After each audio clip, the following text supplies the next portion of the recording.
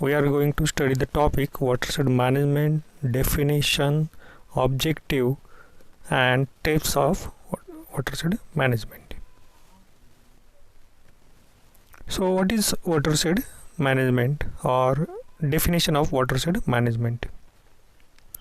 Watershed management may be defined as the management of all natural resources for sustainable crop productivity along with socio-economic improvement of people living in the rural area. So what the watershed management definition says, it is a management of all natural resources. So what are the all natural resources? It include land, water, plantation and vegetation. So as you can look in this image, watershed management include management of water resources, as you can look in this, whereby building some structures. It include of land. So management of land means by controlling the soil erosion by constructing different continuous contour trenches, stony bunds, slopy land, and by that way we increase the vegetation, we increase the pasture land, so that these natural resources will increase. And economic conditions of the people. So why socio-economic conditions of the people improve? Because as the agricultural production increases, as the water availability increases, it will enhance the life of the people living in that area, in that watershed area.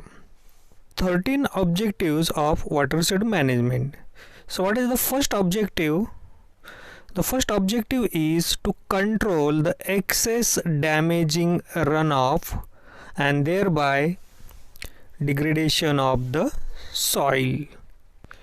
So you can look in this image.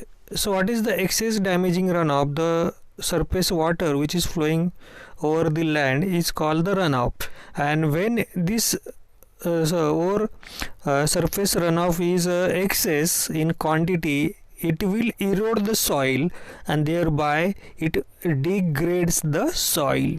Now second objective is to conserve soil and water in the basin itself. So as you can look in this image, we perform a different development activities to control the soil and water. So like in this image we perform a CCT work.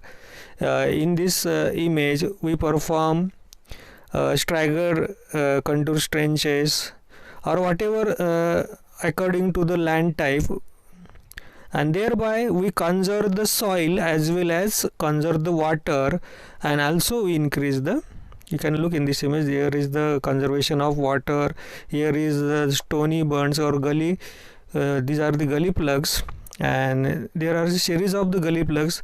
By this way this control the runoff velocity, and it also increases the groundwater recharge. So these are the number 3 objective is to manage the runoff and harvest it for recycling. So number 3 object to manage the runoff and harvest it. So by this way, by developing the check dam or check weir, we can use this water for the different purposes. The number 4 objective is to enhance the various water resources. So number 4 objective is enhance the various water resources. So which are the water resources? As you can look, the water resources may be in the form of stream or in the form of lake, in the form of ponds, river or in the ocean. So in watershed our objective is to enhance the water resources, particularly in the stream, lake, pond and river.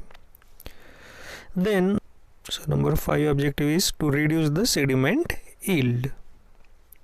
So what is sediment? So as you can look in this image, so along with flowing water there are some solid particles or that are called according to size. It may be sand, it may be gravel or it may be silt. the silt particles can be suspended and they are flowing along with the run of water, or there may be some sand particles which are sliding, rolling at the bed of the rock, or there may be some gravels, they are the some large size, they also move on this river bed or stream bed. And when there is the large amount of sediment load or sediment yield, that will be harmful for that say storage structure, and storage capacity also get affected. Number 6 objective is to improve the vegetation. So when we perform watershed development work, we can expect a very good amount of vegetations in that watershed. Then number 7 objective is to moderate the flood downstream side of the watershed. So flood situations can be controlled moderately in downstream side due to number 8 objective is to improve the forest area by converting wasteland into forest land. So we can see or increase in forest land after the development. Number 9 objective is to increase the groundwater potential by recharging. So you can look in the image. So this is the land surface and this is the groundwater storage. So and groundwater storage is utilized on the ground surface by the bore well, and you can see the after we make a proper watershed management work, we observe that the groundwater level has been found to be increased.